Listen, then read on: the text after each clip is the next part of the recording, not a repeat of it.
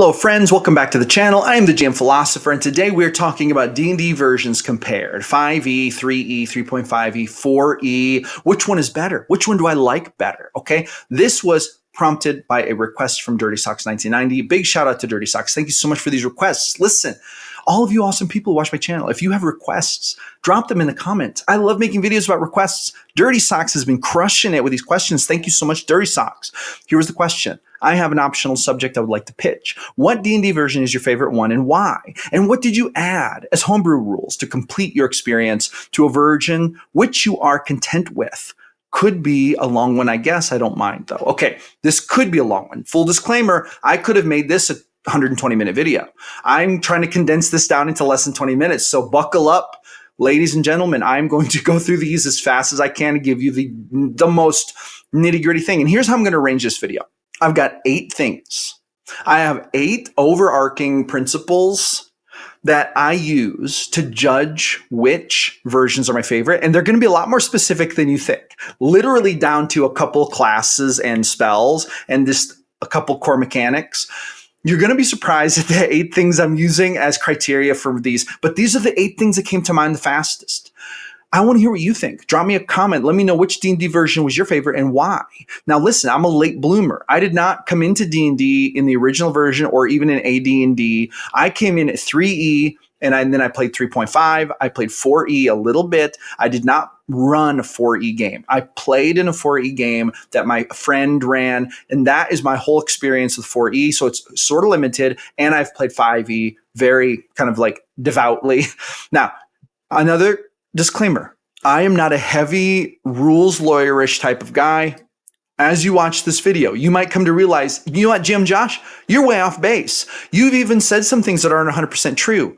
I might say some things in this video that are not technically true according to the different versions. And the reason for this is because some of these versions I haven't played in a long time, but I'm going to do my very best without spending hours poring over old material. And I'm going to try to give my very best dissertation on these 8 categories and why they matter to me and what I think about the systems. And at the end of this video, category number 8 is probably the biggest category. You're going to want to stay till the end. And at the very end of this video, I'm going to give you a score, which versions I thought were the best on a scale of 1 to 5, which version I actually like the most and I prefer to play today. I'm going to give you, and I'm also, through this video, you're going to get kind of a history of my history with these versions, but that's what you're going to get. And I want to know what you think. So drop a comment when you get to the end of this video.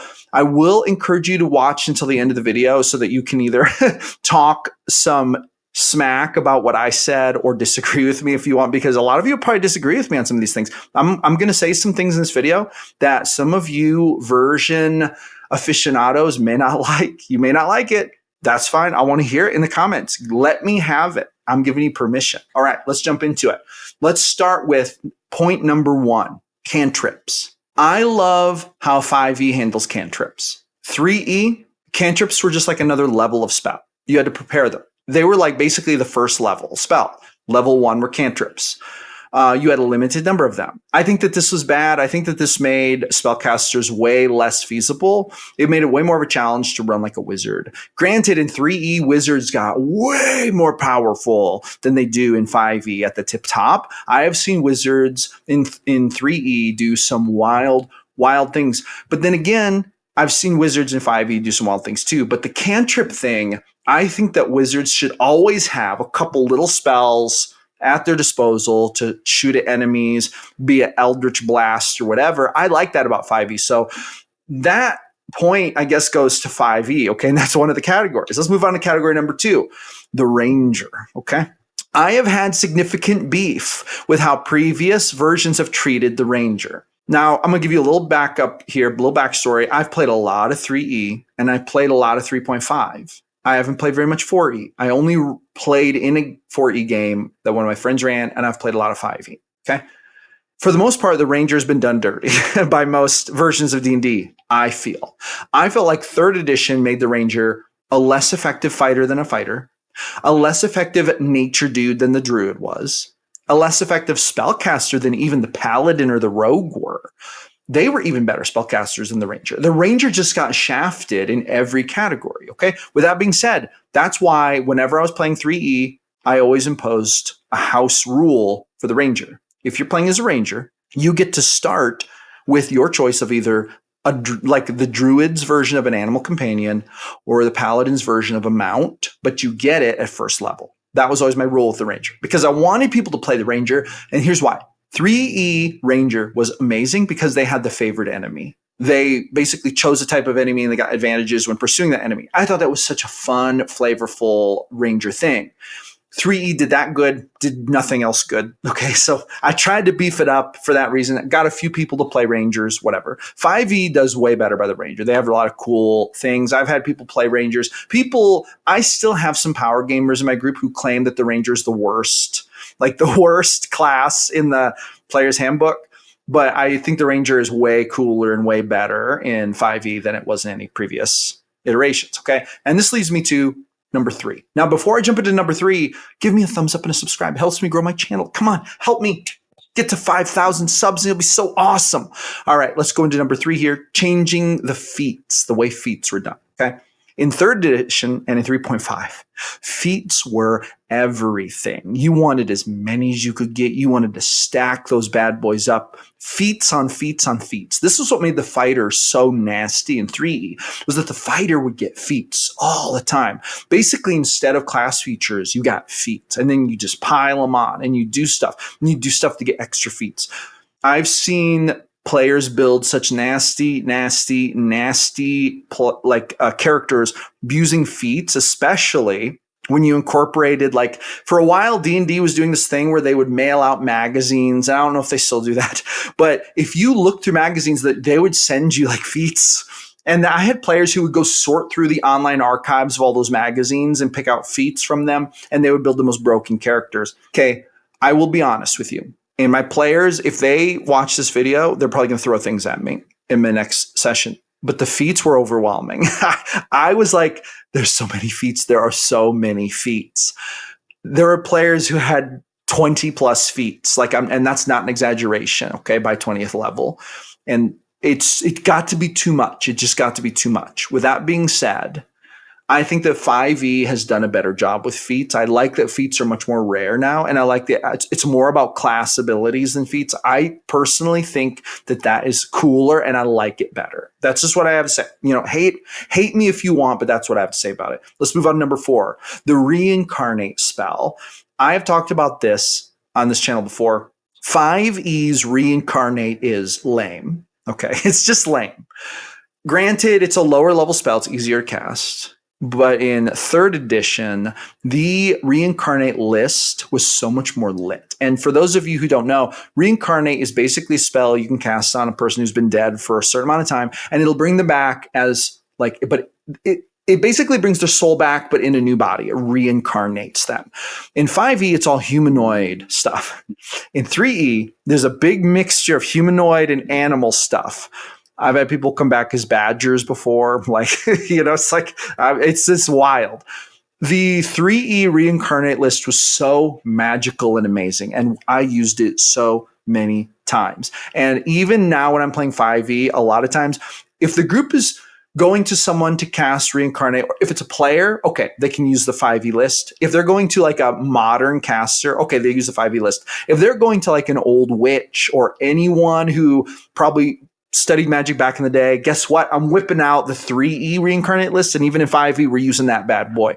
You're coming back as a badger or a monkey or whatever it is. I love that so much. I think it's so much fun. But anyway, so Reincarnate is something that I have had mixed feelings about with 5th edition. And that brings me to number 5, Wish, the Wish spell. The Wish spell I have a lot of experience with. I have run many epic level campaigns, and there were points in those campaigns where Miracle and Wish were being cast every session by somebody. There were players who were casting it just because they were wizards. There were players who literally had Wish in a magic item and casting it. I've had players passing Wish around in spell storage gems just in case. Like, epic level players will cast a lot of Wish in Miracle. And in 3rd edition, Wish was kind of here's the thing. you had to spend XP to cast Wish. And so you could level down if you're not careful. That was the thing about Wish in 3E, okay? Which I think is kind of like, I'm not a big fan of that. It was kind of a lot of work. And the drawbacks were real, and there have to be drawbacks for casting Wish. But I thought that the drawbacks were too math intensive. Okay. I wasn't a big fan. With that being said, I love the way 5E manages the Wish spell and the way that they make it so that there's a possibility that you'll never be able to cast it again. You are fatigued for a certain number of days. Like the way that 5E runs the Wish spell, I think is, it is chef's kiss. It's beautiful. I wish that I had had that version back in the day. In fact, I ran a 3.5 campaign for a little while after 5E had come out, and I would use the 5E version of Wish instead of the 3.5 version because I liked it so much better. It is that much better. Okay. I just think it's way simpler, more streamlined, and I think it does what you want it to do a lot better than the 3.5 or 3E versions of Wish. With that being said, let's go to number 6. And quick before I jump into this, listen, I want you to download my ultimate plot randomizer. Join my email list. When you join my email list, you'll get an email and you'll get a download link. You can download my ultimate plot randomizer. It's free. It's an ebook. It has 4 D100 tables in it. Lets you random roll plot arcs on the fly. Who doesn't want to random roll plot arcs on the fly? You're in the middle of a game. The players have ruined all your plans. Guess what? Roll up a nasty plot arc, throw it at them, and say, you know what? You did this to yourself. Download it because if you join my email list, I have awesome stuff coming down the pipe. Awesome, cool emails come out every week. And I'm getting ready to plan some big stuff for this channel. You're not going to miss it. I'm emailing my list about it first. So sign up for that. Now, let's talk about number 6, the Paladin. The Paladin is my favorite D&D class by far. If I'm joining a D&D game, there's an 85% chance I'm playing a Paladin because they're so cool and awesome. And I loved 3rd edition and 3.5 edition Paladins. They were very cool. With that being said, I do believe, for the most part, that 5e has done the Paladin better. What the Paladin used to have spell slots for, now there are more Paladin abilities. And the abilities kind of stack to make the Paladin a bit of a damage dealing boss, especially against certain types of foes. I really like that about it. And I think that it's flavored well. I just think 5e has done a great job with the Paladin. With that being said, I love the 3e Paladin, 3.5e Paladin, great. I even played a 4e Paladin, and I thought that that was really cool. In fact, I would say that I think the 4e Paladin like bridged the gap. It walked so that the 5e Paladin could run. I really think Wizards has nailed it better in the 5th edition than they did in previous versions. And well done, I would say. And it's still my favorite class. I just think it's an awesome class. I love to play it. And yeah, 5e gets my vote on that one. With that being said, let's give 4e the props it deserves with number 7, Bloodied. Okay. Now, if I'm not mistaken, 4th edition is the edition that gave us the Bloodied feature. And this has been a defining, game-changing feature at our table. Even though I've never run a 4e game, I have played in one. But the GM who ran that campaign is a player in all my other games. So I loved the first time I ever fought a monster in 4e when it got down to half health. And let me describe to you what this is. In Dungeons & Dragons 4th edition, a creature is considered bloodied when it reaches half of its hit point maximum. This condition signifies that the creature has been significantly damaged in combat, and it also generally unlocks special abilities called bloodied abilities that make the creature even nastier than it was at first. I love this so much, and to this day, I use this for nearly any creature I run. Here's what I do. I run a creature, and at first it's fighting the group, blah, blah, blah. And then they'll always ask me, because they know I love this, they'll be like, is it bloodied yet? Is it bloodied yet? And when it hits bloodied, I'll be like, the creature just enters a new level of rage and savagery, and it just gets nastier. I'll give it like an extra attack or something, right? And this just signifies that you've reached like that midway point in the fight, and it's really getting serious. This creature is in the corner, and you'd never want to corner a wounded dog. Don't corner a wounded dragon or anything else, because once it's bloodied, it's coming out for blood. And I just love that ability. And I think that 4E really gave us something special when it made the bloodied ability like a normal part of a creature's stat block. With that being said, here we go to number 8, which I think is maybe not only the simplest, but one of the best things that has ever happened for D&D. And let me tell you about that. Advantage and disadvantage. Okay. Back in 3E, everything was a plus and minus game. It was like +2 for this. You get -2 for this. You get +4 for this. You stack up your bonuses. Some bonuses stacked, some of them didn't. You might be getting +16 bonus, stacks of damage, or +16 to hit, or whatever after a certain amount of time. The pluses and minuses in 3E were cool at lower levels, but they quickly got really wild and out of control. And this is especially true if players found ways to complete their build with different stacks of like attack rolls and skill success rolls that were not, or that I should say that were stackable. Okay. So there were some things you couldn't stack together, but other things you could stack together. Okay. And I can see how Wizards of the Coast tried to make it balanced, and they did not. Players got wildly, wildly powerful, stacking +1s, +2s, +3s, +4s, etc., onto their stuff with various different methods. D&D tends to solve this problem, or should I say D&D 5e tends to solve this problem to a pretty significant degree by using advantage and disadvantage. And here's the thing about advantage and disadvantage. You either have it or you don't. And if you have both, they cancel each other out. It's that simple. It is just that simple. And I feel like this is actually a fantastic mechanic that makes everything so much more simple. I think that there in 5e, for some reason, there isn't near as much of this like +2 and +3 business. There's just advantage is what it seems like in a lot of cases, where in 3E you used to get +ups. And I'll be honest, I think that this is better. This makes for an easier game to run. I think that this mechanic simplifies things and makes it more fun for me to be super, if I'm being really honest. With that being said, a lot of my players probably wouldn't agree.